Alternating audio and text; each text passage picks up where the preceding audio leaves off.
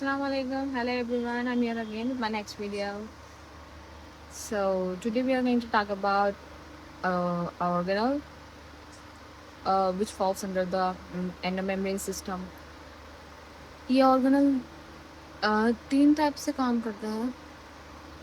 At some point it acts like garbage bag or dustbin, and at some point it acts like a storeroom, and at some point it also acts like giving the strength to the cell.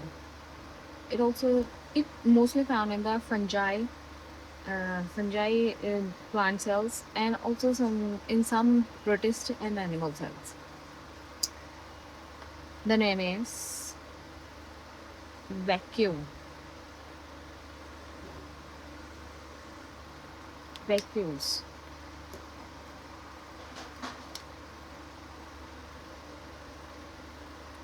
Found mostly in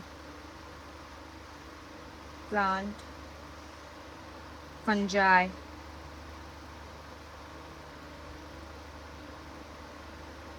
and some protists.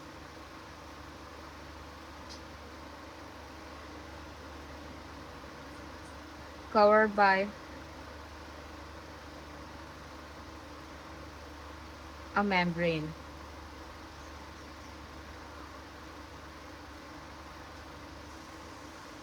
Called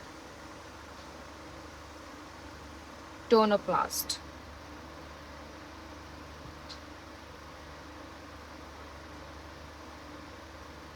tonoplast से covered हुआ वो होता है अंदर vacuole sales के अंदर, जो कि अंदर के एनवायरनमेंट को बाहर के एनवायरनमेंट से सेपरेट करता है, ताकि अंदर के जो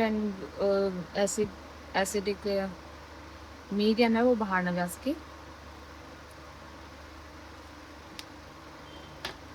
The next is structure.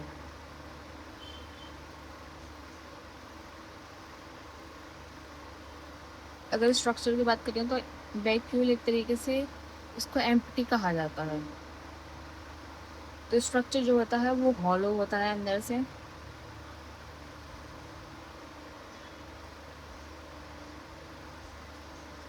ये टोनोप्लास्ट की मेम्ब्रेन होती है.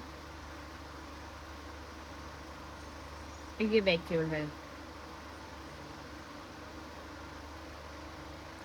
ये हॉलो एम्प्टी होता है, एम्प्टी अंदर से, क्योंकि इसमें सिर्फ वाटर भरा हुआ होता है, और वैसे साइटोप्लाज्मिक मटेरियल नहीं पाया जाता जो ऑर्गेनल में होना चाहिए. It varies in size and number in different cells. तो ये सेल के हिसाब से अलग अलग पाया जाता है. यंग सेल्स में ज़्यादा पाया जाता है. यंग सेल्स कंटेन मोर.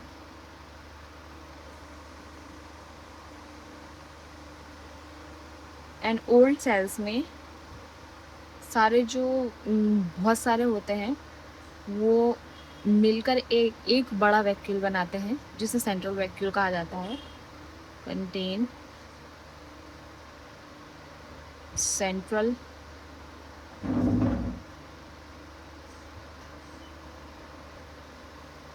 वैक्यूल.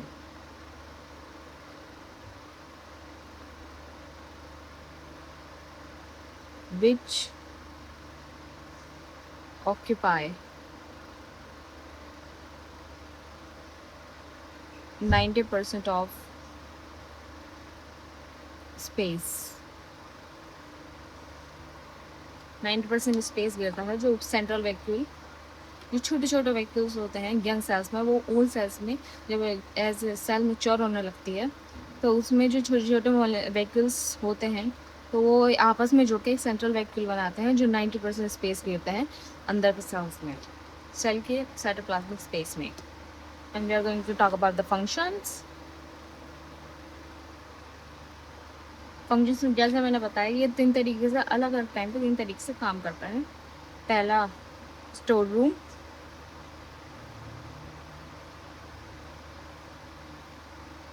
अब आपने इसको तो सुना ही होगा, जैसे मसल्स में ग्लूकोज जो होता है वो ग्लाइकोजन में कन्वर्ट होके वहाँ पे मसल्स में स्टोर हो जाता है। तो जब उसकी ज़रूरत पड़ती है एनर्जी की जब ज़रूरत पड़ती है तो उस ग्लाइकोजन को यूज़ किया जाता है मसल्स से। तो ऐसे ही सेल्स में एक ये वैक्यूल स्टोर रूम का काम करता है, जिसमें पानी होता है, बराबर वाटर होता है। तो जो इसमें स्टोर हुआ होता है वाटर, वो उसे यूज़ करती है cell. Store water for later use. दूसरा फंक्शन, पहला तो स्टोर रूम की तरह काम करेगा। दूसरा फंक्शन जो है स्ट्रक्चरल सपोर्ट और स्ट्रेंथ। स्ट्रक्चरल सपोर्ट,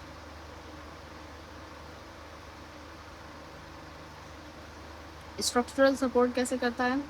जैसे आपने नाम सुना होगा टर्गर प्रेशर का।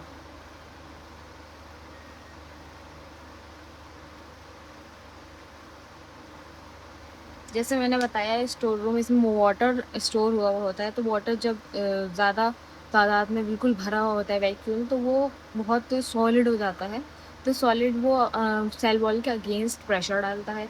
अगेंस्ट प्रेशर डालने की वजह से वो थोड़ा, जो वैक्यूल है अंदर के जो एनवायरनमेंट है सेल का, वो सेल को रिजिड बनाता है। जो वाटर जब ज़्यादा तादाद में हो जाता है तो सेल वॉल, जो वैक्यूल की वो होती हैं सेल, वाटर जो होता है उसके अंदर, वो सेल वॉल पे प्रेशर बनाता है। Just like for example, take example like हमने एक बैलून पानी से भरा और उसको हमने एक बॉक्स में डाल दिया। लाइक एक बॉक्स में डाल दिया गत्ते के, उसको दबाने की कोशिश करेंगे कार्टर को, तो वो दबेगा नहीं, क्योंकि उसमें जो बलून अंदर है पानी से भरा हुआ, वो बाहर की जो उसकी सरफेस है बॉक्स की, उसके ऊपर प्रेशर डाल रहा होगा। तो बाहर से जब हम उसे अंदर दबाने की कोशिश करेंगे तो वो दबने का नहीं है। तो ऐसा ही सेल का साथ होता है, जब वैक्यूल पानी से भरा हुआ होता है तो जब हम प्लांट को छूते हैं तो प्लांट की सेल्स जो होती हैं, इसलिए हमें रिजिड दिखाई देती है। जिससे मैंने पहले बताया था सेल वॉल जो होती है उसकी वजह से, जो तो अंदर जो वाटर होता है वो सेल वॉल पे प्रेशर डालता है, इसलिए सेल रिजिड होती हैं, इसलिए हमें प्लांट जो रहता है वो सॉलिड महसूस होता है। Make cell more rigid, make cell more rigid.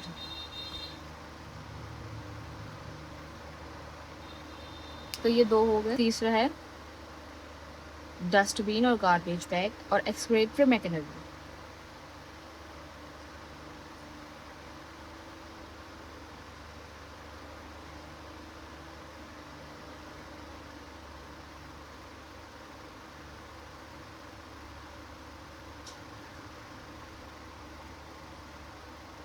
Excretory mechanism,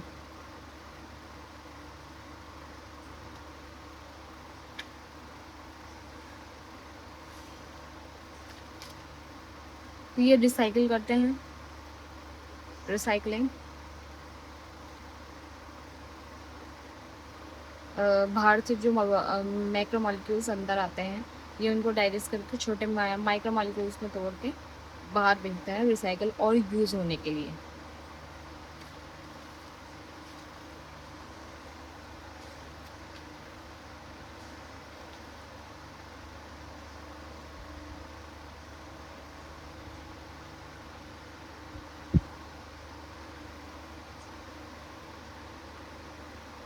engulf waste material, waste or old cell body parts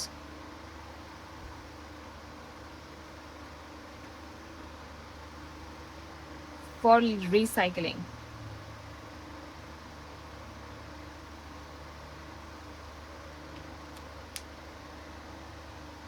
तो जो वेस्ट वेस्ट होता है सेल में और ओल्ड सेल बॉडी पार्ट्स जो होते हैं, और जैसे मैंने पिछली बार बताया था, मैक्रोफेज होता है। मैक्रोफेज जब अपने काम पे लगते हैं तो वो फेगोसाइटोसिस से इन्फेक्शन साइट पे जाके इन्फेक्शन ख़त्म करने की कोशिश करता है, जो भी है। तो वहाँ से जब उसका काम ख़त्म हो जाता है तो वो सेल डेथ से